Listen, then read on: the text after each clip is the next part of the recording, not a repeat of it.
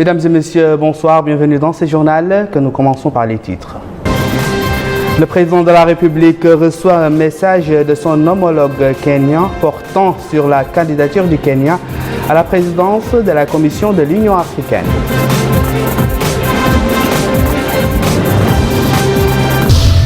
Le Conseil des ministres approuve le projet de loi des finances initiales pour l'année 2017 et un projet de décret sur la création et transformation d'établissements secondaires.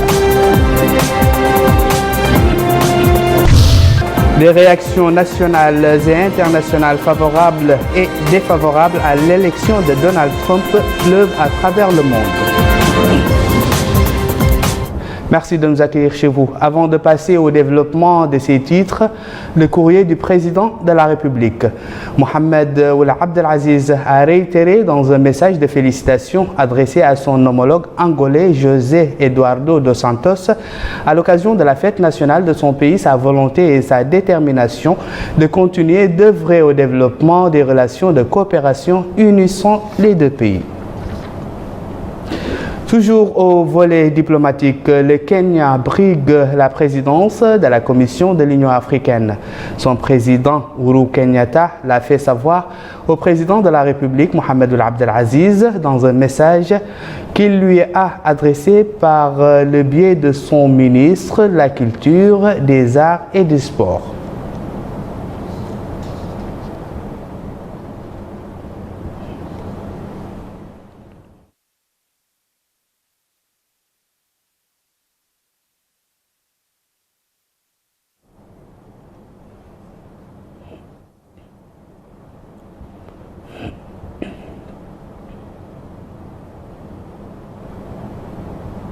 Dr Hassan Wario Arero a déclaré à l'issue de son entrevue avec le chef de l'État que la concertation avec la Mauritanie a pour objectif de développer les relations bilatérales dans le cadre de l'Union africaine pour servir les intérêts communs des deux peuples. Il a ajouté, s'agissant du message qu'il a trait à une demande de soutien de la Mauritanie à la candidature kenyane au poste de président de la Commission de l'Union africaine, dont l'élection est prévue au cours du sommet ordinaire de l'UA, prévu fin janvier prochain.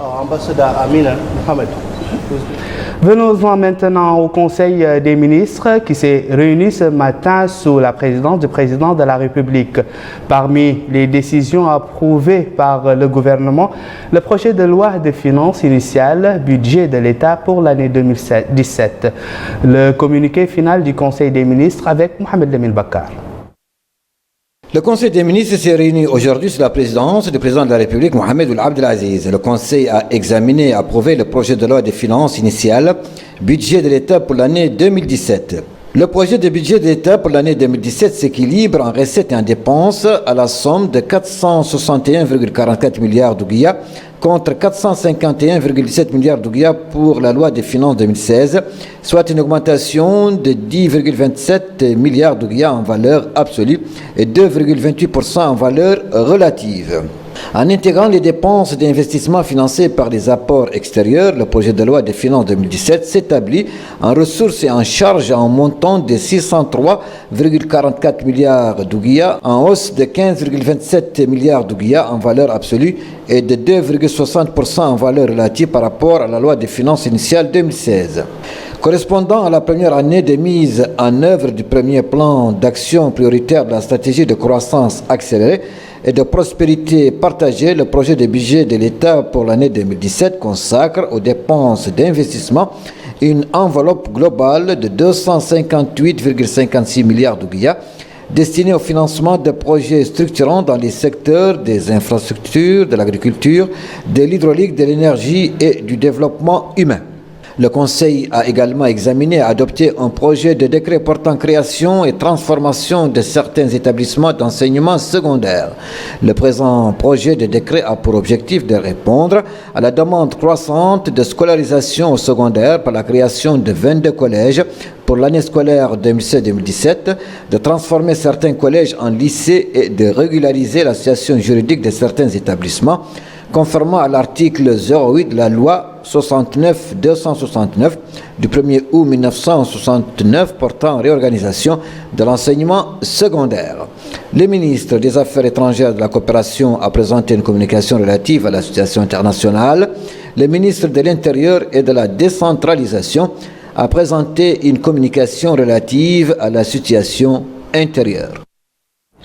Le ministre de la Culture et de l'Artisanat, porte-parole du gouvernement, et son homologue de l'économie et des finances ont tour à tour apporté lors d'une conférence de presse des explications relatives au projet de loi et de décret adopté par le Conseil, notamment le projet de loi initial du budget de l'État pour l'année 2017.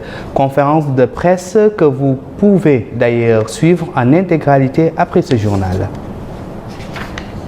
Direction à présent la ville de Kifa. Le ministre des Affaires islamiques et de l'enseignement originel Ahmed Ouleh El Daoud, de passage dans cette ville, a visité quelques salles d'alphabétisation fréquentées essentiellement par des femmes désireuses de rompre avec l'ignorance. Sur place, il a suivi une démonstration de cours et a pu s'entretenir avec les bénéficiaires sur les avantages qu'elle tire de cet enseignement. Lui-même a souligné l'intérêt que le gouvernement accorde à l'éradication de l'analphabétisme qui représente un handicap au développement. Vers un système de paiement moderne, le projet émane de la Banque centrale de Mauritanie, soutenu dans cette perspective par la Banque mondiale et ses partenaires du secteur privé. La question était aujourd'hui au menu d'un atelier qui a discuté les tenants et aboutissants de ce projet. Melika Nakri. L'atelier de travail sur la thématique de la modernisation du système de paiement en Mauritanie vise à lancer un projet permettant d'améliorer et de moderniser les systèmes de paiement sur la base de l'expertise et des expériences réussies en prenant en compte les normes internationales en la matière. Le gouverneur de la BCA, M. Abdelaziz Oulidahi, a à cette occasion indiqué que les systèmes de paiement constituent un outil essentiel pour la promotion de l'activité économique et financière et dont l'évolution témoigne de l'efficacité du système financier et sa capacité de s'acquitter de son rôle dans la facilitation des services financiers et des échanges commerciaux. Il a par la suite souligné que la BCM, soucieuse de l'importance du rôle des technologies de l'information et de la communication dans l'amélioration et le renforcement de l'efficacité des systèmes de paiement, vise à travers le lancement de ce projet à préparer les infrastructures et le cadre juridique des systèmes de paiement en vue de renforcer, élargir et assainir le paiement des transactions commerciales et financières. Le gouverneur en fait remercier la Banque mondiale pour son appui constant et son expertise technique, en particulier dans le domaine de promotion des systèmes de paiement. Suite au programme d'évaluation du secteur financier de la Mauritanie qui porte sur le système national de paiement, la Banque mondiale apporte un appui à la BCM qui s'appuie sur 3 axes. La réforme du cadre juridique des paiements, la mise en place d'un système automatisé de paiement et enfin, la définition d'une stratégie pour l'évolution vers les paiements électroniques pour les paiements de détail. Le pourquoi de ces réformes? Il y en a 3 raisons essentiellement. La première, c'est que les infrastructures du marché financier qui facilitent la compensation, le règlement et l'enregistrement des transactions financières contribuent au développement des marchés financiers et elles servent et favorisent grandement la stabilité financière. L'absence d'un système de paiement automatisé qui permet le règlement brut en temps réel des paiements de gros montants handicape et bloque la modernisation du système financier mauritanien. On comprend qu'il faut remédier nécessairement à cela. Les systèmes de paiement constituent un outil essentiel pour la promotion de l'activité économique et financière. Et le développement des initiatives en matière de paiement électronique est un mouvement irréversible. Retour à l'intérieur du pays, précisément dans la wilaya du Houd Sharqi, où le directeur général de l'agence Tadamoun se trouve au grand bonheur de ses hôtes. En effet, maître Hamdi Ould Mahjoub n'est pas venu bredouille. Il a inauguré une école primaire dans le village de Bangui-Lksar, relevant de l'arrondissement de Boustaïla. Abdullah Damaba. Yanké Eksar, non loin de la localité de Koumbi-Salé, relevant de la Mokata de Djigeni, dispose désormais d'une école primaire flambant neuve. Cet établissement a vu le jour grâce à l'Agence nationale Tadamoun pour la lutte contre les séquelles de l'esclavage, l'insertion et la lutte contre la pauvreté. L'état de délabrement avancé de l'école dont disposait ce village ne permettait plus aux élèves de cette contrée de pouvoir suivre leurs enseignements dans des conditions adéquates. La coupure symbolique de ce ruban par le directeur général de l'agence nationale Tadamoun, Hamdi Ould Mahjoub, en compagnie du Wali du Khode Sharqi, Mohamed Ould Mohamed Lamine Ould Belamash, marque ainsi le début de l'opérationnalisation de cette école complète qui est aussi dotée d'un bloc administratif dont le bureau du directeur de cet établissement.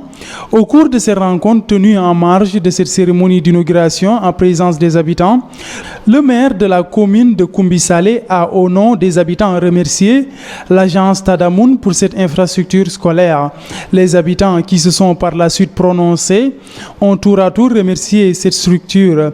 Ils sont revenus sur l'état de délabrement de l'ancienne école qui n'était plus propice aux enseignements.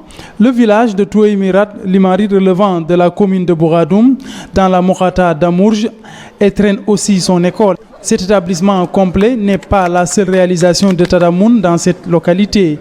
Ainsi, les habitants disposent aussi d'un centre de santé équipé. Sur place, le directeur général de l'agence Tadamoun a visité les différents compartiments de ces deux infrastructures. Cet habitant de cette localité a chaleureusement remercié les autorités pour la réception de ces installations. Du sport dans ce journal, avec le démarrage aujourd'hui à Nouakchott des phases finales du championnat militaire 17e édition. Une compétition que l'état-major général des armées a pris l'habitude d'organiser dans l'objectif de cultiver la pratique du sport chez les soldats. Bokar Baylaba. C'est parti pour les phases finales du championnat militaire au niveau de la zone centre, donc de Nouakchott. Du 10 au 25 novembre, plusieurs équipes venant de différentes unités militaires s'affronteront à travers des compétitions en football, en volleyball, en pétanque, en jeu d'échecs, en athlétisme et en sport militaire comme le parcours d'obstacles, la marche commando, en triathlon et le tir à la cible.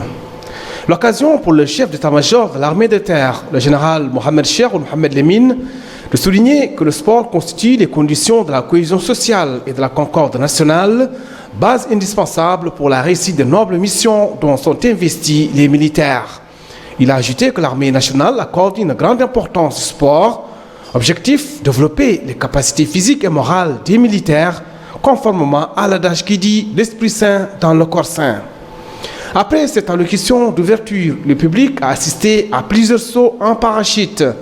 Un public visiblement émerveillé par l'adresse à laquelle se sont livrés les parachutistes tout au long de leur atterrissage sur la pelouse du stade olympique de Nouakchott. Il n'y a pas eu que ça. Le public a également eu droit à de belles courses de marathon de 10 km. Là aussi, les concurrents se sont donnés à fond pour atteindre la ligne d'arrivée avec un meilleur chronomètre. A noter que ces compétitions s'inscrivent dans le cadre des festivités marquant le 56e anniversaire de la création de l'armée nationale. La préoccupation par ailleurs du Haut Conseil de la jeunesse est d'amener cette frange à s'impliquer dans la gestion des affaires publiques. Le premier forum de cette institution du Conseil a été consacré à ce thème, ponctué par des conférences axées sur la nécessité de la représentation des jeunes dans les différentes sphères de la vie publique. Mohamed Lamine Bakar. Impliquer les jeunes dans la gestion des affaires publiques, c'est le thème de ce premier forum organisé par le Conseil de la jeunesse. L'objectif est d'amener cette importante frange de la population à contribuer dans la prise de décision.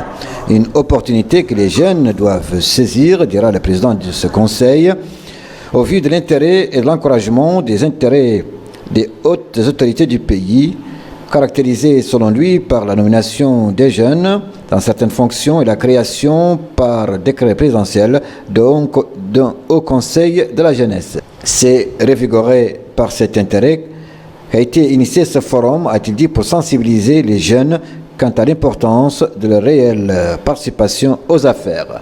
Suite à cette intervention, l'assistance a suivi des exposés sur le niveau de représentation des jeunes dans les fonctions administratives électives, l'expérience de certains pays en matière d'intégration des jeunes ou encore le rôle que la jeunesse doit jouer pour contribuer à l'opération de développement national.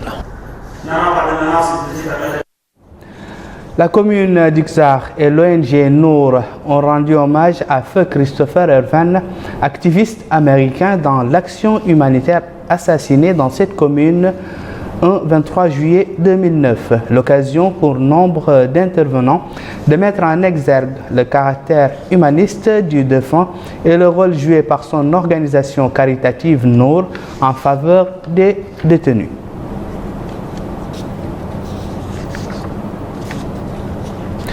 Nous clôturons cette page nationale par la cérémonie organisée hier soir à Nouakchott par le parti Wifaq, autrement dit l'entente pour la prospérité à l'occasion de l'ouverture du siège de sa nouvelle coordination dans la Muqata'a de Tayaret.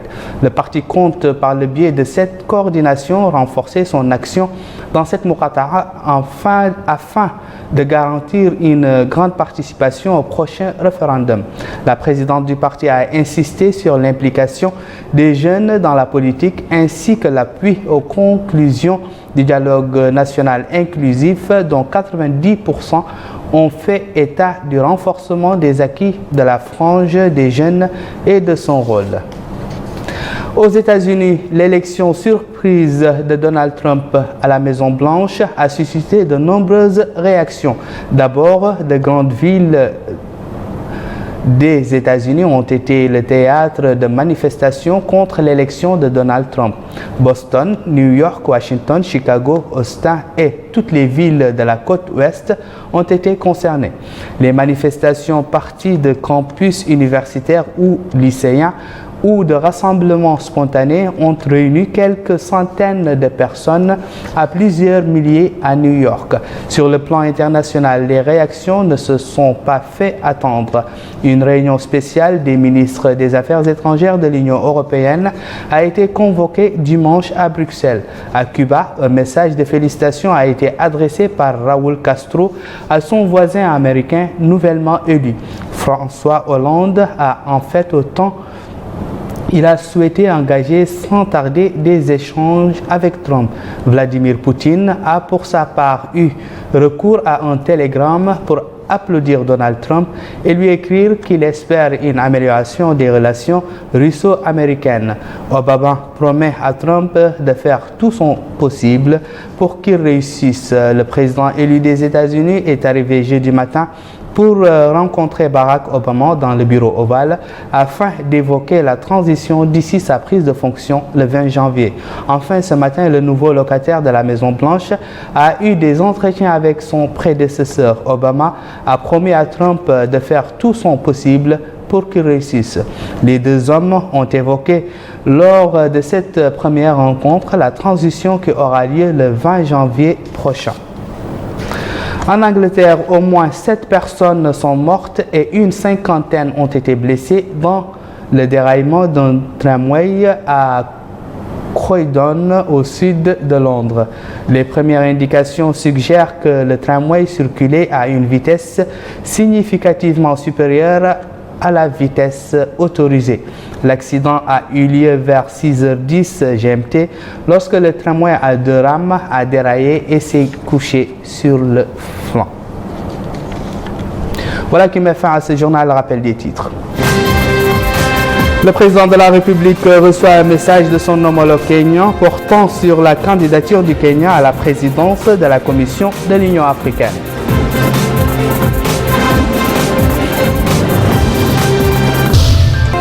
Le Conseil des ministres approuve le projet de loi des finances initiales pour l'année 2017 et un projet de décret sur la création et transformation d'établissements secondaires. Les réactions internationales favorables et défavorables à l'élection de Donald Trump pleuvent à travers le monde. Où que vous soyez, merci de nous avoir suivis. Merci également de votre fidélité. Au revoir.